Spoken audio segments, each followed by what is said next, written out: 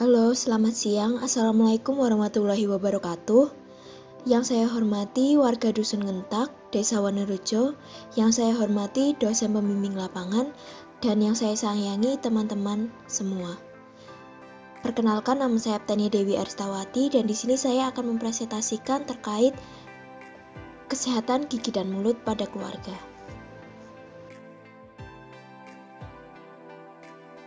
Bahasan topik pada presentasi kali ini adalah yang pertama, apa itu kesehatan gigi dan mulut?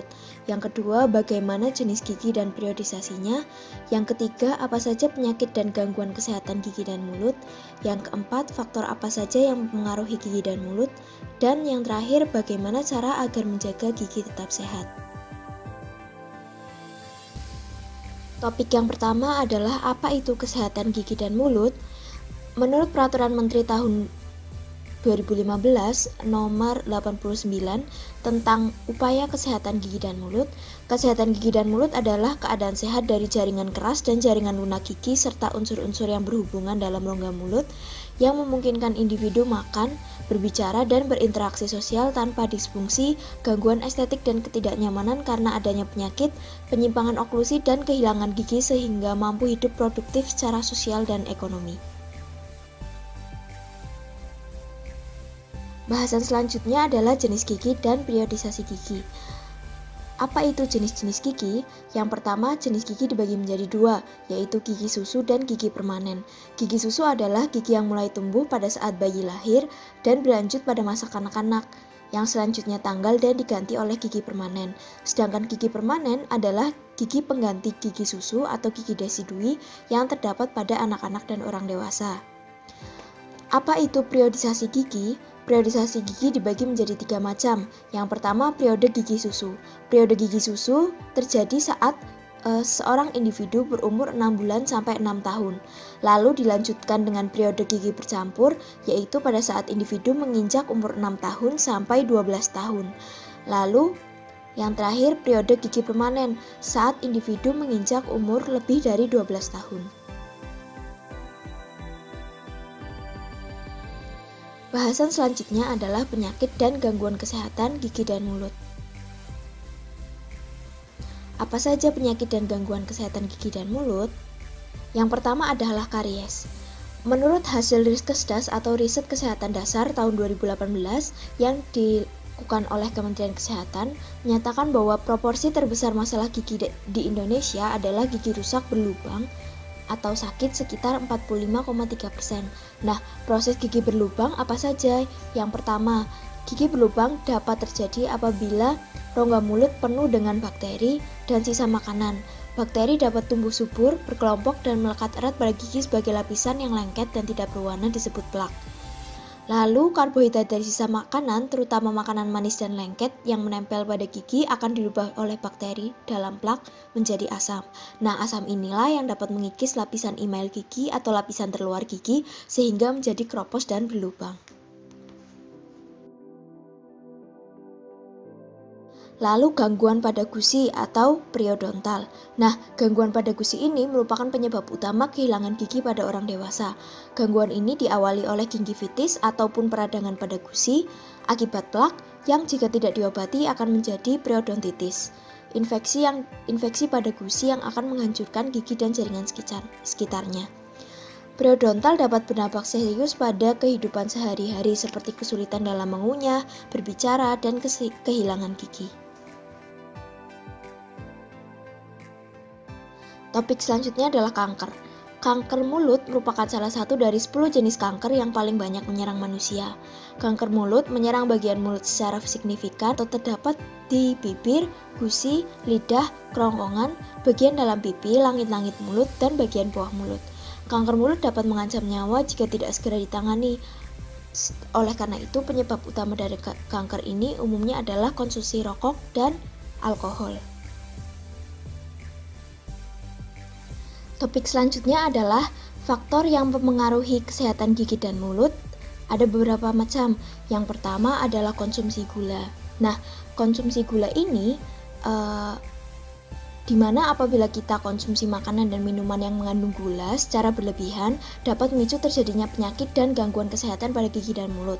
Bakteri dalam mulut mengubah gula menjadi asam yang dapat mengikis enamel pada gigi atau bagian terluar dari gigi.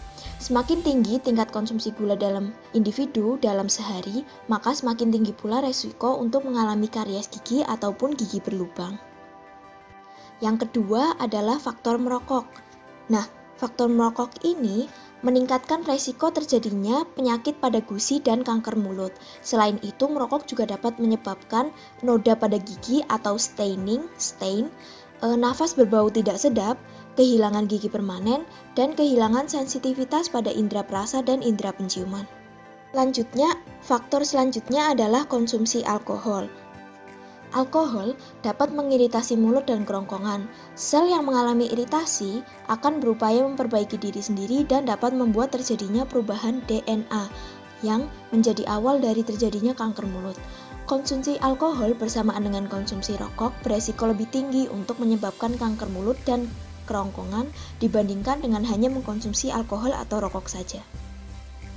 Yang keempat adalah kurangnya perilaku menjaga kesehatan gigi dan mulut. Buruknya perilaku dalam menjaga kesehatan gigi dan mulut dapat menyebabkan terbentuknya plak dan meningkatkan perkembangan bakteri dalam mulut. Sikat gigi rutin 2 kali sehari dengan pasta gigi berfluoride dapat mengurangi pertumbuhan bakteri dan mencegah timbulnya plak. Sekarang kita intip yuk perilaku menjaga kesehatan gigi dan mulut yang benar. Yang pertama, menyikat gigi 3 kali sehari itu betul atau salah sih?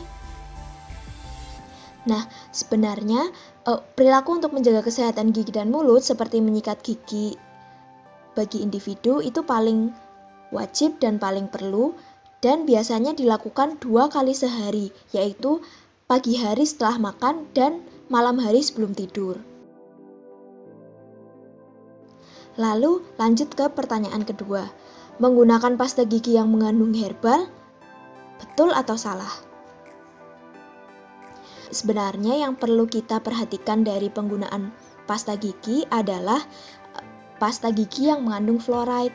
Jadi, apabila kita memilih pasta gigi, pastikan pada kandungan dari pasta gigi tersebut terdapat fluoride yang dapat menjaga gigi dari proses gigi berlubang. Lalu lanjut ke pertanyaan selanjutnya. Mengganti sikat gigi dilakukan apabila sikat gigi sudah rusak? Betul atau salah? Nah, mengganti sikat gigi apabila sikat gigi sudah rusak, salah ya teman-teman dan ibu-ibu. Jadi, apabila kita ingin menjaga kesehatan gigi dan mulut, pastikan kita mengganti sikat gigi apabila sudah masa periodenya selama 3 bulan. Jadi 1 sikat gigi untuk 3 bulan, seperti itu.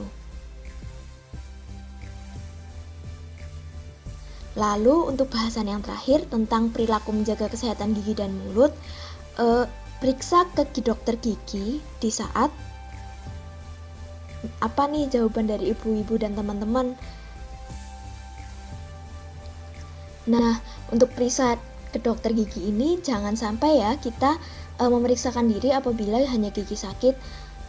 Pastinya kita harus secara rutin periksa ke dokter gigi selama 6 bulan sekali. Seperti itu. Sekian dari saya. Apabila ada salah kata dan perbuatan, saya mohon maaf sebesar-besarnya. Terima kasih kepada teman-teman, kepada ibu-ibu, dan kepada warga Dusun Gentak yang telah meluangkan waktu untuk melihat video presentasi saya. Terima kasih sebelumnya. Wassalamualaikum warahmatullahi wabarakatuh.